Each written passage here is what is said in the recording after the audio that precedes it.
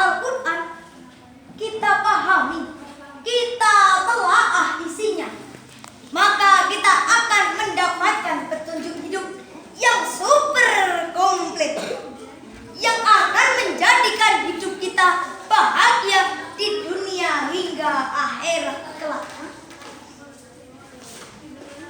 Al-Quran juga sering disebut sebagai Syifa'ul lima fis sudur, obat atau penawar penyakit yang berada dalam dada manusia. Allah Subhanahu wa ta'ala berfirman dalam Al-Quran surat Yunus ayat 57. Bismillahirrahmanirrahim. Ya ayyuhan nasu qad ja'atkum mau'izatun mir rabbikum. Qad ja'atkum mau'izatun mir rabbikum wa shifaa'un lima fis sudur. Wa shifaa'un lima fis suduri wa hudan wa rahmatun lil mu'minin. Artinya, hai manusia, sesungguhnya telah datang kepadamu pelajaran dari Tuhanmu dan penyembuh-penyembuh bagi penyakit yang berada dalam dada,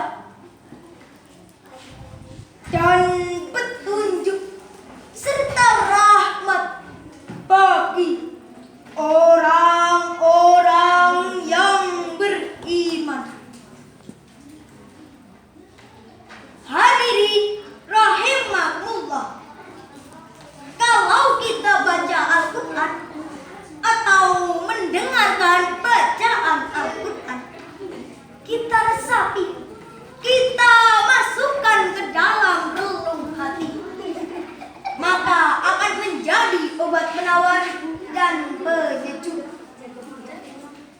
Hati yang was-was, gelisah, khawatir akan menjadi tenang dan tawakal. Hati atau jiwa yang sombong, takabur akan menjadi tawadhu. Sunan Bonang dalam tembangnya menerangkan bahwa salah satu obat hati adalah membaca Al-Quran. Tombo ati iku ana limang perkara, kaping pisan maca Quran samaknane. Sedangkan Sang Bimbo mengibaratkan hati itu seperti cermin. Supaya cermin tetap jernih, bening, maka kita harus selalu membersihkannya, karena akan ada noda-noda atau kotoran yang menempel pada cermin. Kalau noda-noda atau kotoran itu tidak pernah dibersihkan, lama-kelamaan akan menutupi hati kita, dan hati kita tidak bisa menerima pencerahan dari Allah Subhanahu wa ta'ala. Na'udzubillah. Lebih celaka lagi kalau kita termasuk golongan orang-orang yang digambarkan oleh Allah Subhanahu wa ta'ala dalam Al-Quran surat Al-Baqarah ayat 7. Bismillahirrahmanirrahim. Hatamallahu ala qulubihim wa ala sam'ihim wa ala absarihim ghishawatun wa lahum adzabun adzim. Artinya, Allah telah mengunci mati, hati, dan pendengaran mereka serta penglihatan mereka